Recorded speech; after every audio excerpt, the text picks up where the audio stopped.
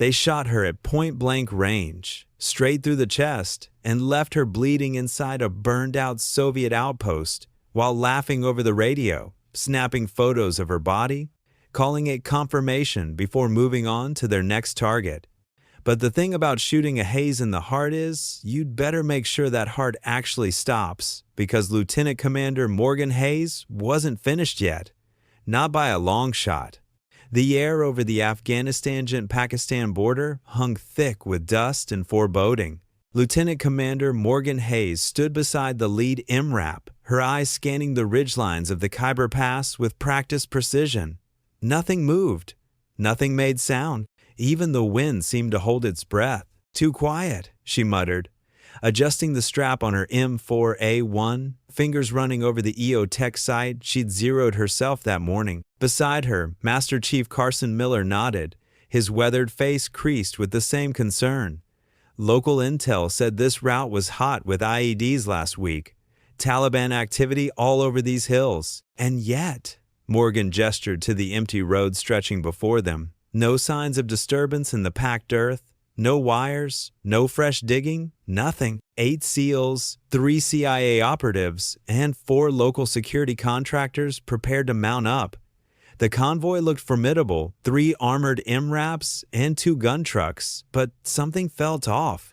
Morgan had learned to trust that feeling over 15 years of service. That gut instinct had saved her life more times than she could count. "You getting cold feet, Hayes?" The voice belonged to James Reed, one of the contractors. His smile didn't reach his eyes. "Route's been swept 3 times. We're green." Morgan studied him silently.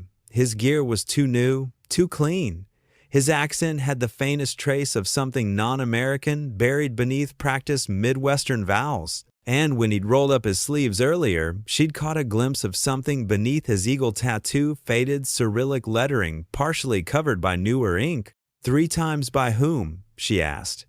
Reed shrugged. "Local assets. Same ones who've cleared every route for the past 6 months." "Funny," Morgan replied, "because Colonel Richards told me this route hasn't been used by American forces in over a year." A flicker of something, annoyance, concern, crossed Reed's face before disappearing behind another empty smile. 24 hours earlier, Morgan had sat in a secure briefing room at Bagram with a legend, Command Sergeant Major James Old Iron Blackwood, a 72-year-old former SEAL Team 6 operator who'd fought in Vietnam and a dozen classified conflicts since.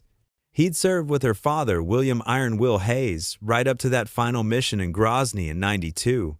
"Something stinks about this mission, Morgan," Blackwood had said, his voice a graveled whisper honed by decades of command and cigarettes. "These weapons caches you're hunting, they connect back to Operation Sparrow." Morgan had leaned forward. "Sparrow? Dad's last mission?" Blackwood nodded, sliding a worn manila folder across the table. Inside were faded photographs of Soviet officers, KGB files, operational timelines. "Your father and I spent 3 years hunting a Russian network of sleeper agents embedded in American defense infrastructure. Deep cover, some placed as early as the 60s. I thought those networks were dismantled after the wall fell." "So did we." Blackwood's weathered hands spread a map marked with red pens. "Until 3 months ago, when identical Soviet-era weapons started appearing in Taliban hands. Weapons only accessible through American supply chains." Morgan studied the photos. "The old network reactivated? We called their leader the Count, Mikhail Baranov. Former KGB, then freelance after the collapse. He killed your father, Morgan, shot him once, then finished him with a knife to the heart." Blackwood's eyes, still sharp despite his age, fixed on hers. "Intelligence says he died in an airstrike in 2001, but new evidence suggests that was disinformation. He's alive, and these weapons movements have his signature all over them." Now, standing in the dust of the Khyber Pass, Morgan couldn't shake Blackwood's warning. She keyed her throat mic. "All units, maintain maximum dispersion. I want eyes on every ridge and saddle. Something's not right here." Carson moved closer. "What's your gut telling you, Commander?" Morgan's gaze fell on Reed again, now checking something on an unregistered satellite phone. That were being set up. The convoy lurched forward into the narrow pass. Morgan took the lead vehicle, with Carson on the 50 calories mount above. The SEAL team spread across all three MRAPs, while the contractors and CIA operatives took the rear vehicles. 5 minutes into the pass, Morgan spotted a flash of metal on the ridge to their left. Not the glint of a scope, but something else. Something wrong. "Contact left high," she shouted, just as the world erupted. The IED detonated directly beneath the second vehicle, the blast so precisely timed it lifted the 16-ton MRAP 3 feet into the air before slamming it back down. Not the crude pressure plate devices favored by Taliban fighters, but a sophisticated remote-controlled explosion. Gunfire immediately raked the convoy from 3 positions, precise, disciplined fire that pinned them in a textbook L-shaped ambush. Not the wild spray and pray of insurgents, but the coordinated volleys of professional soldiers. Spetsnaz tactics, Morgan realized with cold clarity. She dropped from the MRAP, returning fire in controlled bursts while moving toward Petty Officer Ryan Vickers, who'd been thrown from the gun mount of the second vehicle and lay bleeding in the road. "Stay with me, Vickers," she ordered, dragging him behind cover as bullets kicked up dust around them. She applied a tourniquet to his shattered leg with practiced efficiency, never ceasing to scan the ridgeline. "Command, this is Hayes," she shouted into her radio. "Heavy contact, grid square, Echo 5-9er, multiple shooters, professional grade. Request immediate air support." Only static answered. Carson laid down covering fire from the 50, his voice steady over the tactical net.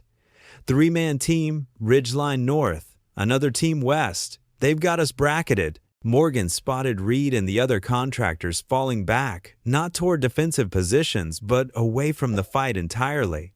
One spoke urgently into a satellite phone. "Carson, the contractors are bugging out," she called. "Copy. I've got movement on the high ridge single shooter setting up." Morgan turned just in time to see a muzzle flash from 300 meters away. The impact hit like a sledgehammer to her chest, driving her backward as the 7.62 millimeters round struck her plate carrier at an angle, finding the gap between ceramic panels. She felt the burn of the bullet punching through, the crack of ribs, the sudden inability to draw breath. The world tilted sideways as she fell, dust clouding her vision. Through the ringing in her ears, she heard Carson's voice, panicked for the first time in their 15 years together. "Commander down! Morgan's hit!" Her vision tunneled, darkness creeping in at the edges. But before consciousness faded, she heard another voice, older, accented, speaking in crisp Russian that her 3 years of language training translated automatically. "Confirm the kill. I want visual on Hayes." Then darkness took her. Morgan didn't know how long she'd been unconscious. Seconds, minutes. The firefight still raged around her, but more distant now. Through slitted eyes, she saw her own blood pooling beneath her, felt the fire in her chest with each shallow breath. The bullet had missed her heart by inches, but had collapsed her left lung and shattered at least 2 ribs.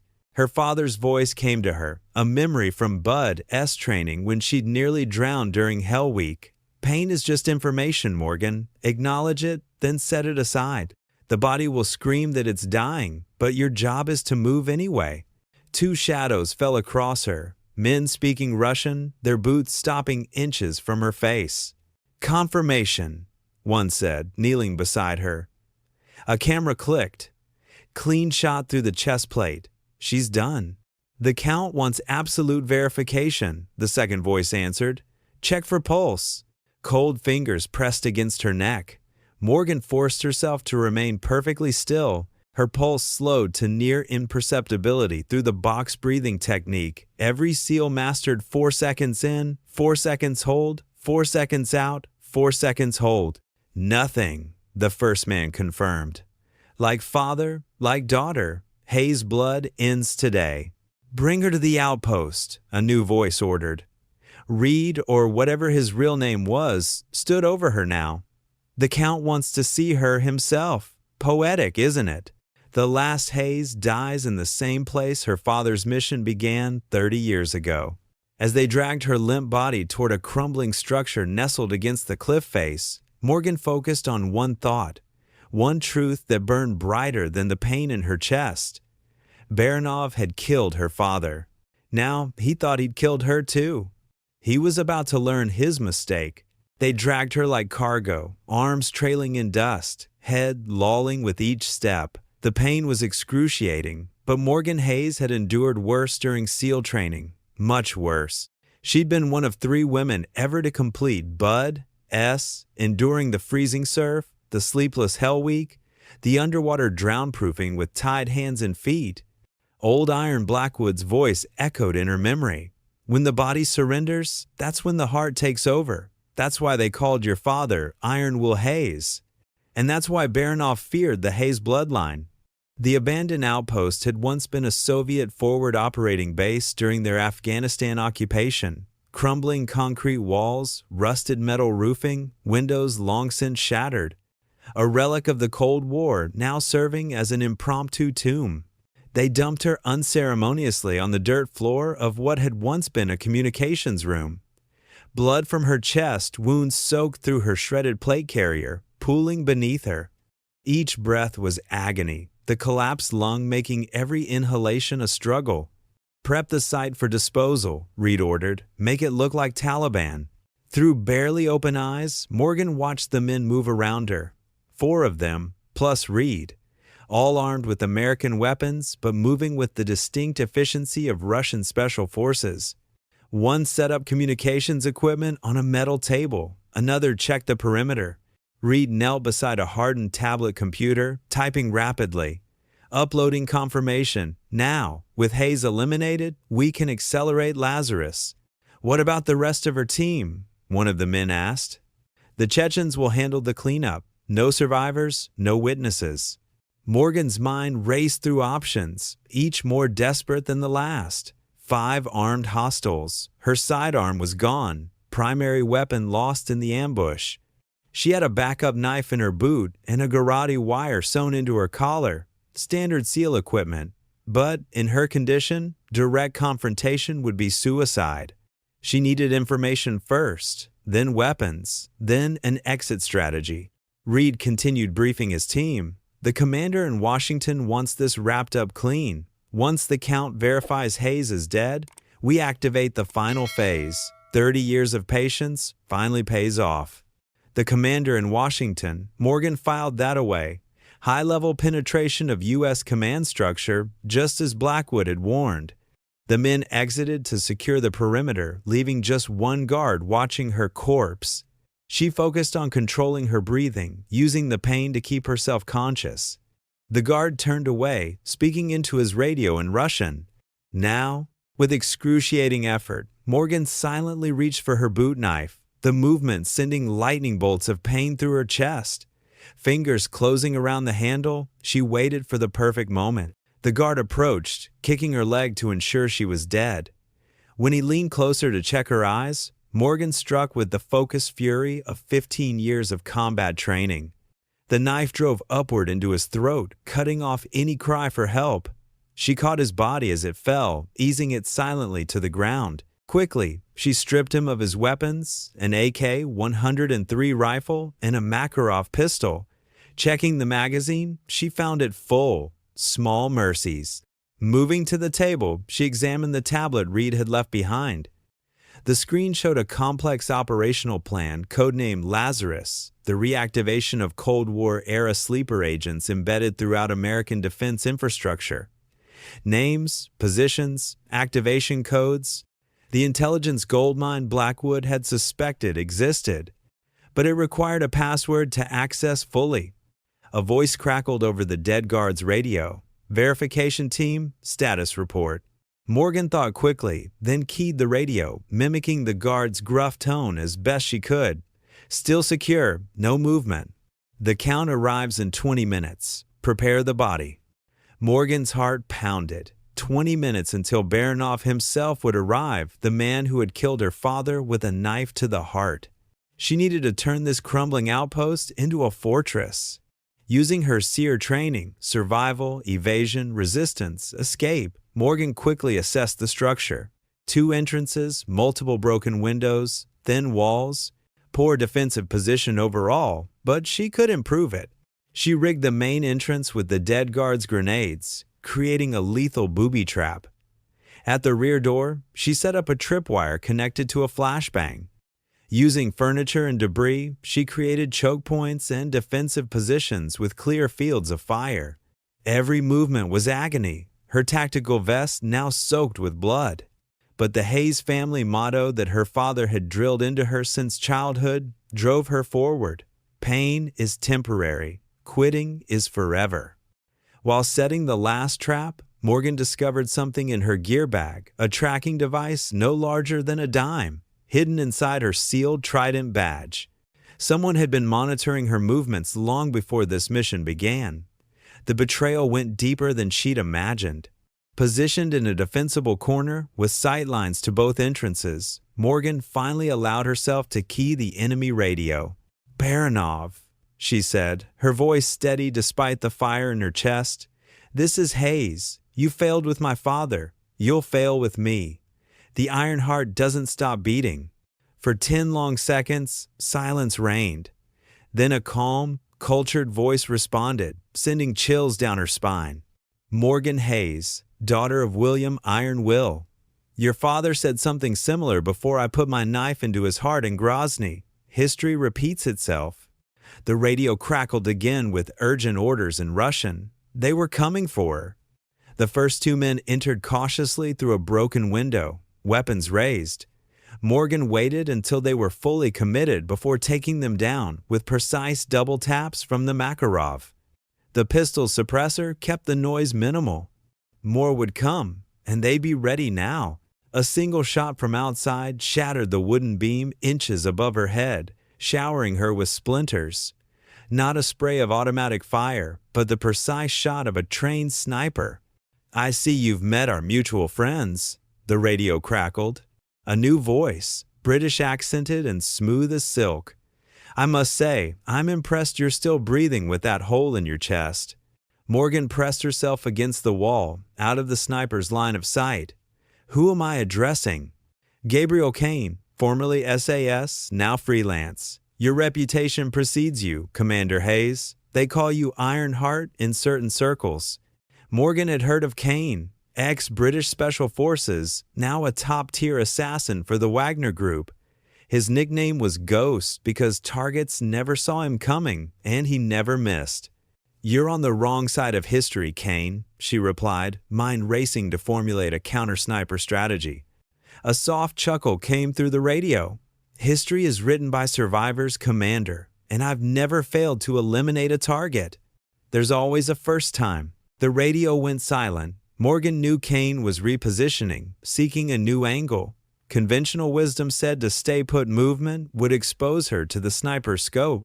But conventional wisdom assumed the defender wasn't already bleeding out from a chest wound with reinforcements inbound. She needed to change the dynamic. Searching the room, Morgan discovered what she'd hoped for, an access point to the old Soviet tunnel system that honeycombed these mountains.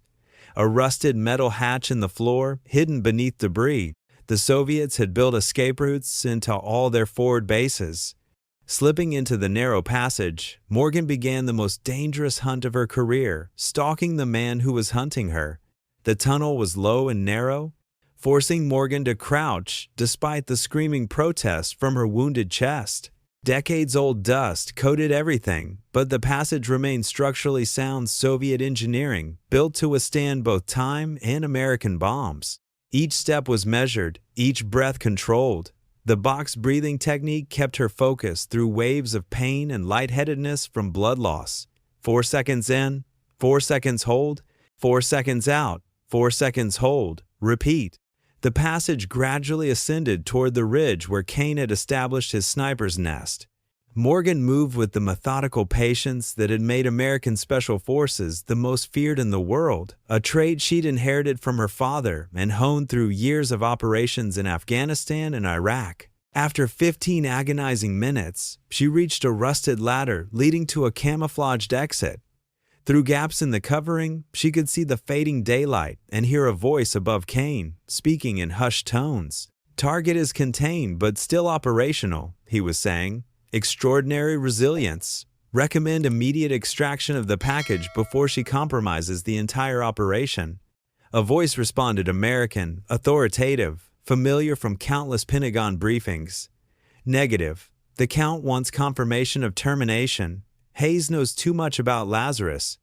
If she reaches command with that knowledge, 30 years of penetration are wasted." Morgan's blood ran cold. That voice belonged to General Arthur Thompson, Deputy Director of the Defense Intelligence Agency, her ultimate superior in the chain of command. Kane sighed audibly. "Very well, General, but my fee doubles for the complication. The commander has authorized whatever resources necessary. Just finish it." Morgan eased the hatch open silently and slipped onto the ridge like a shadow. Kane sat with his back to her, the legendary SVD Dragunov sniper rifle beside him, a satellite communication device in his hand. "One more question," Kane said into the device. "After Hayes, how many more loose ends are there?" "Just the old man, Blackwood. He's scheduled for a heart attack next week." The rage that surged through Morgan nearly overwhelmed her training. Blackwood was family, the closest thing to a father she'd had since age 12. When Baranov had taken her real father from her, she raised the Makarov, pressing it against the base of Kane's skull. "That's not going to happen," she said quietly. To his credit, Kane didn't flinch. "Commander Hayes, I was wondering when you'd find your way up here." "Drop the radio. Hands where I can see them." Kane complied with professional calm. "I underestimated you. Most people with a collapsed lung don't go climbing through Soviet tunnels to hunt their hunters." "I'm not most people." Clearly, Kane's posture remained relaxed despite the gun at his head. "What happens now? You shoot me and alert my backup team? There are 8 more operators in these hills, plus the Count himself, arriving momentarily. First, you're going to tell me everything about Lazarus. Then we'll discuss your future prospects." Kane gave a small shrug. "Lazarus isn't just about reactivating old sleeper agents, Commander. It's about compromising the entire NATO supply chain with Wagner Group technology, backdoors into guidance systems, communications, drone operations. The modern battlefield runs on code, and they've infected it at the source. With help from General Thompson. Among others, did you think the Cold War ever really ended? It just went digital." A twig snapped somewhere below them. Kane's eyes flickered. Morgan maintained her focus, not falling for the oldest distraction in the book. "The password for the tablet," she demanded. "I don't have it. Only the Count." Kane moved with lightning speed, twisting away from the gun and striking at her wounded side. The pain nearly blinded Morgan as they grappled at the edge of the ridge, her wounded body struggling against his trained strength. They rolled dangerously close to the edge, neither able to reach their weapons. Kane drove his elbow toward her wounded chest, but Morgan caught it, redirecting his momentum as they'd taught her at BUDS. Using his own force against him, she executed a perfect hip throw that slammed him against a boulder. Kane recovered quickly, drawing a hidden blade. "Impressive," he gasped. "But you're running on fumes, Hayes. I can see it in your eyes."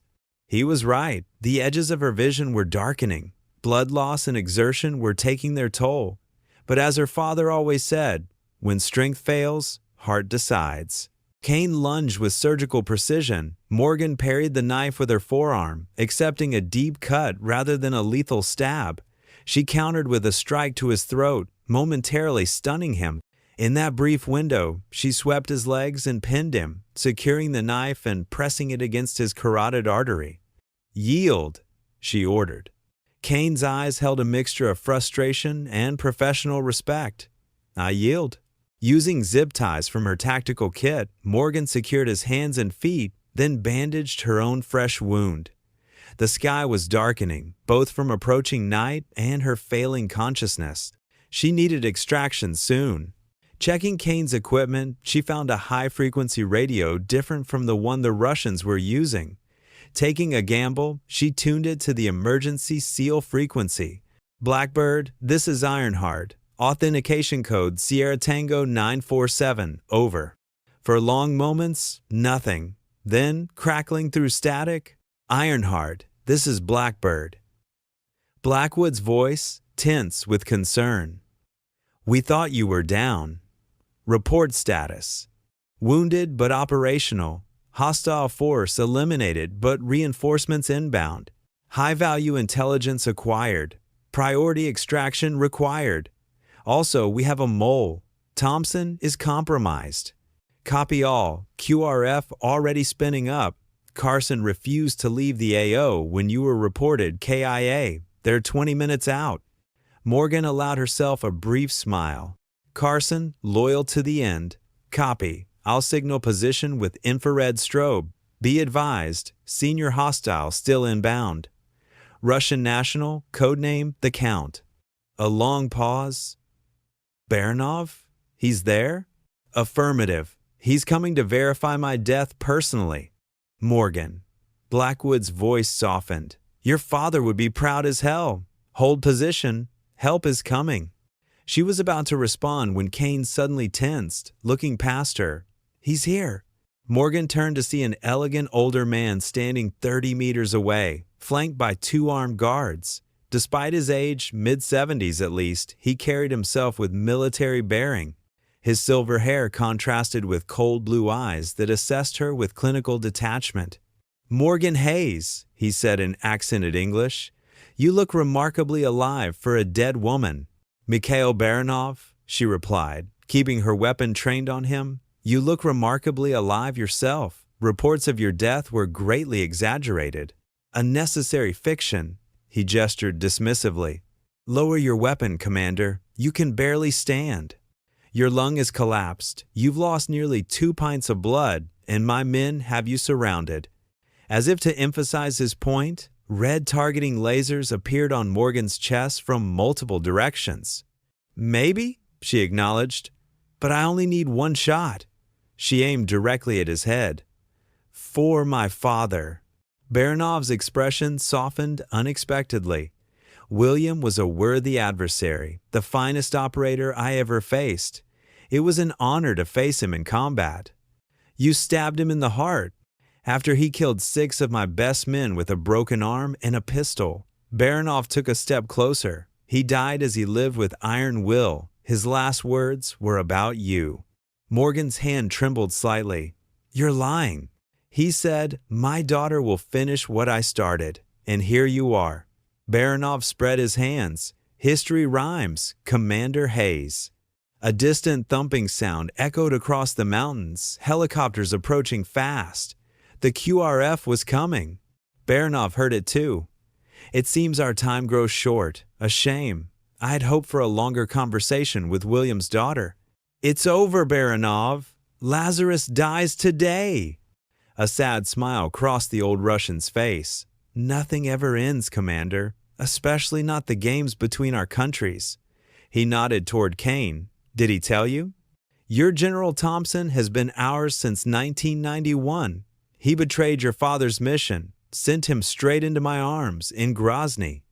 The pieces clicked into place. The failed mission, her father's death, Thompson's meteoric rise through intelligence circles afterward. 30 years of service to Mother Russia, Baranov continued. Imagine what secrets have flowed through his hands directly to ours. The helicopter sounds grew louder. Baranov glanced skyward. A parting gift from one warrior to another. He tossed a small flash drive toward her feet, the password to the Lazarus files, considerate respect for the Hayes bloodline. Morgan kept her weapon steady. Why? Because some games should end, because even enemies can recognize honor. He stepped back. The world has changed, Commander. The new generation of Russian leadership lacks perspective. They've forgotten the lessons we learned in Afghanistan. In Chechnya, the sound of rotors was deafening now. Spotlights swept the ridge as 2 Blackhawks crested the mountain. Baranov straightened his jacket. Do svidaniya, Morgan Hayes. Your father would be proud. The iron heart beats on. With that, he turned and walked away, his guards covering his retreat. Morgan could have taken the shot, but something held her finger steady on the trigger guard. Professional respect, perhaps, or the understanding that killing Baranov wouldn't bring her father back, but the intelligence he'd provided might save countless American lives. The helicopters touched down 50 meters away. Carson was the first one out, leading a team of SEALs in full combat gear.